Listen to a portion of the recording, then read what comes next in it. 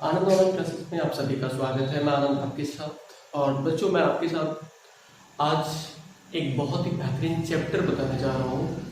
ये चैप्टर आपको अपने एग्जाम के लिए बहुत ही इम्पोर्टेंट है और बहुत ही खास है। तो चलिए बात करते हैं। आज हम आपको पढ़ाने जा रहे हैं प्रॉफिट एंड लॉस, लाभ और हानि। चलिए बहुत ही शुरुआत से पढ़ेंगे और उसको आसानी से समझेंगे, ठीक है बच्चों। जो चैप्टर है हमारा प्रॉफिट एंड लॉस,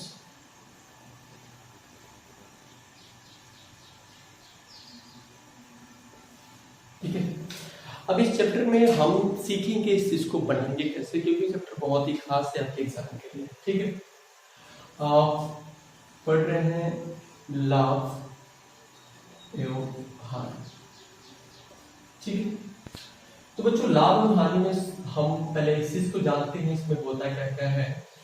तो सबसे पहले आपको मैं बताता हूँ कॉस्ट प्राइस क्या होता है। कॉस्ट प्राइस,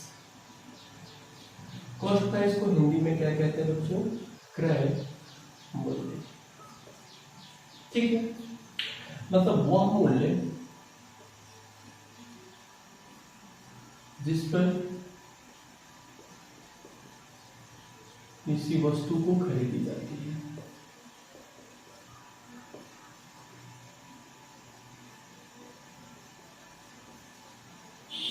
ठीक है।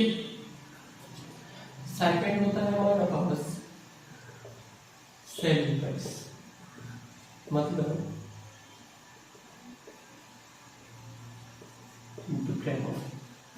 वही चीज वह मूल्य जिस पर किसी वस्तु को बेची जाती है,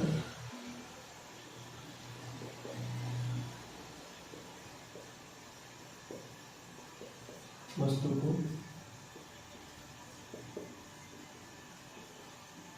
बेची जाती है, ठीक है। तीसरा चीज हमें लाभ मतलब प्रॉफिट कब होता है? जब हमारा विक्रय मूल्य ज्यादा हो क्रय मूल्य से, ठीक। लाभ कब होगा? जब आपका विक्रय मूल्य ज्यादा हो आपके क्रय मूल्य से, ठीक। चौथा आपका होता है हानि, मतलब लॉस। इसमें क्या होगा? जब आपका क्रय मूल्य ज्यादा हो विक्रय मूल्य से, ठीक है। पांचवा आपका होता है अंकित मूल्य।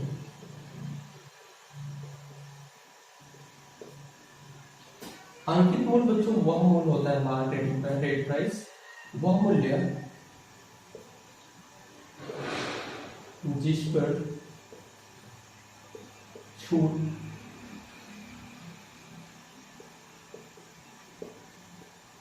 दी जाती है। ये सारी चीजें हैं, आप इसको नोट डाउन कर लेंगे और आपको पहले से पता भी होगा, फिर नोट डाउन कर लें। हम एकदम स्टार्ट से कर रहे हैं, ठीक है। आप इस चीज को नोट डाउन करते चलेंगे, हम आगे बढ़ते चल रहे हैं, ठीक है। अब चलिए बढ़ते हैं आगे।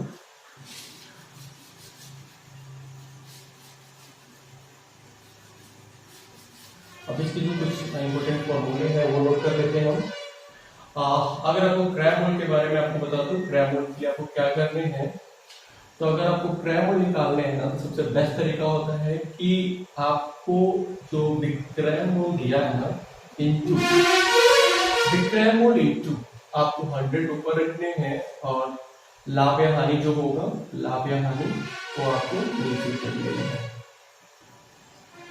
ठीक है। एक बात याद रखिएगा, ये लाभ हानि कैसे करना है आपको ये समझना है कि अगर 100 से जैसे 10% लाभ हुआ ना, तो आपको जब लाभ होगा तो आप 100 में प्लस कीजिएगा और हानि होगा तो 100 में से माइनस। मीन्स मैं एक चीज आपको बताता हूँ। जैसे मान लो अगर क्वेश्चन कहता है कि आपको 10% की हानि हुई, तो आप क्या करोगे? आप यहाँ पे लिखोगे 90। अगर इतना 10% का लाभ हुआ तो 100 में प्लस कर देना, ठीक है।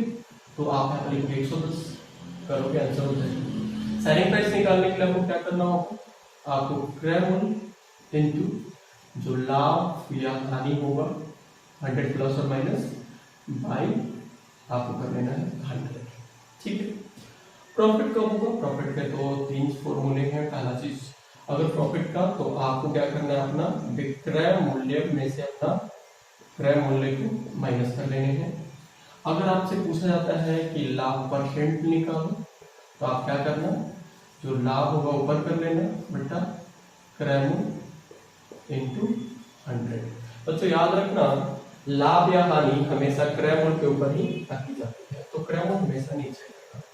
हानि भी होगा तो आपको हानि के लिए फॉर्मूला क्या होता है, क्रय मूल्य माइनस विक्रय मूल्य। ठीक है, अगर वो हानि परसेंट पूछता है तो हानि प्रतिशत बराबर होता है हानि बटा क्रय मूल्य इंटू 100। अगर अंकित मूल्य पूछता है ना, तो एक बात याद रखना, अंकित मूल्य पे ही आप छूट देते हो। जैसे बोलते हैं 10% 20% की छूट देता है, तो अंकित मूल्य के लिए आपको क्या करने हैं, इसकी छूट निकालने के लिए, इसमें मान लो छूट निकालना है आपको अंकित मूल्य के लिए, तो आपको क्या करना है, जैसे यहाँ पर तो अंकित मूल्य हो जाएगा, अंकित मूल्य इंटू कितने परसेंट छूट देता है, तो मान लो अगर आपको 10% या 20%, तो आप 100 में से माइनस करके लिखेगा। ठीक है, नहीं 10% छूट दिया तो आप 90 लिखोगे, 20% छूट दिया तो आप 80 लिखोगे, और यहाँ पे जो छूट है वो इससे तो क्या निकलता है, इससे निकलता है विक्रय मूल्य। ठीक, इस चीज को आप नोट डाउन कर दीजिए। इसके फॉर्मूले बेसिक फॉर्मूले हैं जो मैं आपको बता रहा हूँ। इसके बाद हम इसके क्वेश्चंस को जानेंगे। बेहतरीन तरीका है सीखने के लिए, आप क्वेश्चन नोट डाउन करते चले। आशा करता हूँ आपको क्वेश्चन समझ में आएंगे और बहुत ही बेहतरीन तरीके से समझ में आएंगे। चलिए कुछ क्वेश्चन सॉल्व करते हैं इस चैप्टर के ऊपर। नोट डाउन कर लिए होंगे।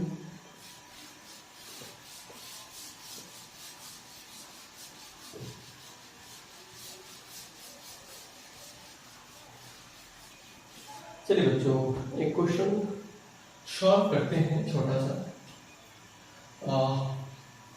क्वेश्चन आपके स्क्रीन पे दिख रहा होगा। चलिए देखते हैं क्वेश्चन को। क्वेश्चन क्या है कि 36 किताबों का लागत मूल्य 30 किताबों के विक्रय मूल्य के बराबर है।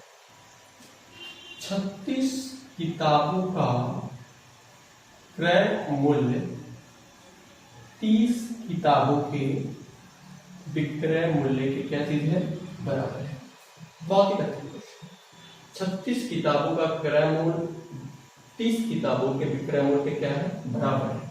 जब भी क्वेश्चन ऐसा कभी पूछ देना, तो आप एक बात याद कि आपका जो बराबर होता है ना, तो जो क्रय मूल्य होता है आपस में पलटते हैं, तो ये जो क्रय मूल्य है ना, ये 30 हो गया, और ये जो विक्रय मूल्य है ना, ये कितना होगा, 36 हो गया। इस चीज को आपको थोड़ा सा ध्यान देना है। ठीक है, तो बताना क्रय मूल्य 30 रुपए है, विक्रय मूल्य 36 रुपए है, तो लाभ कितने रुपए का होगा, 6 रुपए का, क्योंकि अपने 30 का खरीदा और 36 का बेचा, लाभ हुआ 6 रुपए का।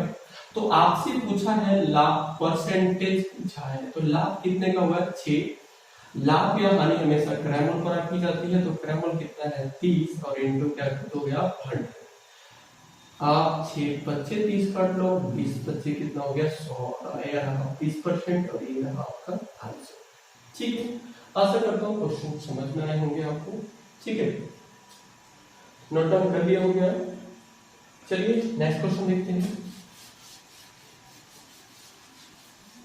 अगला क्वेश्चन कह रहा है बच्चों कि अब इसके आधार पर तो आपको कोई भी क्वेश्चन दिया जाए आप बना सकते हैं। तो चलिए एक और क्वेश्चन देखते हैं। कहता है कि 18 वस्तुओं का लागत मूल्य 15 वस्तुओं के विक्रय मूल्य के बराबर है।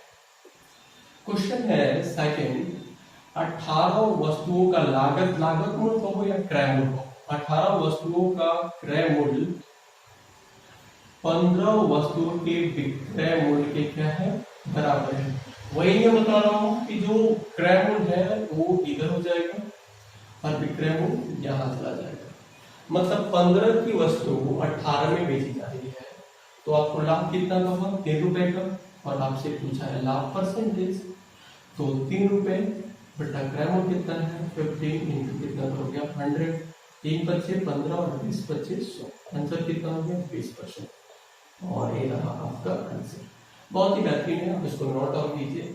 इस पर जब भी क्वेश्चन पूछे ना, पैसा ही बनाना। और एक और शॉर्ट ट्रिक है कि ऐसे क्वेश्चन ना, जब एक खुद बोल दे रहा है लाभ, तो आप खुद समझो, जब ये लाभ कह रहा है तो लाभ जो बोल रहा है तो क्रय मूल्य कम होगा, विक्रय मूल्य ज्यादा होगा, तो जो कम होगा उसको क्रय मूल्य मान लेना, जो ज्यादा होगा उसको विक्रय मूल्य मान लेना, और घटा लेना। अब आपको पता ही है कि जो लाभ होगा हमेशा ऊपर होगा, क्रय मूल्य हमेशा नीचे, और 100 कर देना, आपका आंसर हो जाएगा। ठीक है, क्वेश्चन नोट डाउन कर लीजिए। चलिए अगला क्वेश्चन देखते हैं। ये इस तरीके पे क्वेश्चन ये था और ये आपको मैंने बताया। चलिए अगला क्वेश्चन मैं बताता हूँ। रेशियो पर आधारित क्वेश्चन है। कहता है कि लागत मूल्य तथा विक्रय मूल्य का अनुपात 5:4 है, तो प्रतिशत हानि ज्ञात करें। आपसे जो अगला क्वेश्चन दिया गया है कि लागत मूल्य और विक्रय मूल्य का अनुपात 5:4 है। लागत मूल्य और विक्रय मूल्य, लागत कहो या क्रय मूल्य कहो, और एक 5 और 4 है, और आपसे सीधा हानि बोल दिया है। तो आप खुद समझो, 5 रुपए की वस्तु को आप 4 रुपए में बेच रहे हो तो हानि होगा। कितने रुपए की हानि होगा?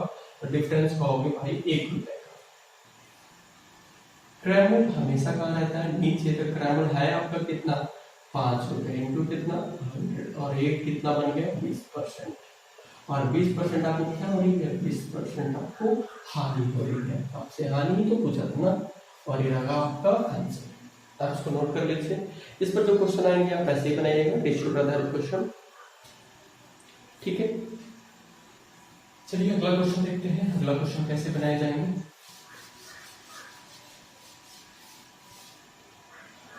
बच्चों अगला क्वेश्चन कह रहा है आपसे कि यदि किसी वस्तु का विक्रय मूल्य उसके लागत मूल्य का 8/5 गुना हो तो प्रतिशत लाभ ज्ञात कीजिए। किसी वस्तु का विक्रय मूल्य, अगला क्वेश्चन है हमारा, किसी वस्तु का विक्रय मूल्य उसकी लागत मतलब क्रय मूल्य, लागत मूल्य का 8/5 गुना है। 8/5 गुना है। किसी वस्तु का विक्रय मूल्य उसके लागत मूल्य का 8 कितना गुना है? 5 गुना है। और आपसे क्या पूछ रहा है? आपसे पूछ रहा है लाभ ज्ञात करें। तो पहला तरीका देखिए, फिर मैं आपको इसको और बेहतरीन दिखाता हूँ। पहला चीज है कि आप ये जानते हैं कि कुछ नहीं तो आप 1 कीजिएगा, यहाँ पर 1, तो विक्रय मूल्य 5 से गुना कीजिएगा तो 5 विक्रय मूल्य, यहाँ मैं क्रॉस मल्टीप्लिकेशन गुना कर रहा हूँ, 5 विक्रय मूल्य बराबर 8 लागत मूल्य। ठीक है, और जब बराबर में क्वेश्चन हो गया तो आपको पता होना चाहिए कि विक्रय मूल्य चला जाएगा और लागत मूल्य यहाँ चला जाएगा। आप सोचो, आप 5 रुपए की वस्तु को 8 रुपए में बेची जा रही है, तो लाभ कितने रुपए का हुआ? 3 रुपए का हुआ ना। ठीक है, तो 3 रुपए का लाभ हुआ, तो आपका विक्रय मूल्य कितना है? 8। और नीचे हमेशा क्या होता है लाभ प्रतिशत के लिए? तो आप कहते हो कि सर क्रय मूल्य नीचे होता है, तो क्रय मूल्य है कितना? क्रय मूल्य यहाँ पे 5 है, और इंटू क्या करोगे आप? 100। इससे कटेगा कितने वर्ग में? 20, और 20 दिया 60% आपका लाभ हो गया। वैसे भी आपको खुद ही बोल दिया था ना क्वेश्चन में कि लाभ हो रहा था, तो आप खुद सोचो, अगर 8/5 है और मैं आपसे लाभ पूछ रहा हूं, तो श्योर है कि ये इसका विक्रय मूल्य होगा, इसका क्रय मूल्य होगा, क्योंकि विक्रय मूल्य ज्यादा होगा तो ही तो लाभ होगा ना। तो 8 रुपए है और 5 रुपए है, कितना हो गया? 3 बटा में कितना बचा? आपका क्रय मूल्य 100, तो 20 25 और 20 या 60% आपको क्या होगा? और यही आपका आंसर। चलिए अगले क्वेश्चन की तरफ बढ़ते हैं। क्वेश्चन नोट डाउन कर लीजिए, बेहतरीन क्वेश्चन था। ठीक है, चलिए अगला क्वेश्चन देखते हैं। आशा कर रहा हूं कि क्वेश्चन आपको समझ में आ रहे होंगे। तो जो अगला क्वेश्चन है आपका कि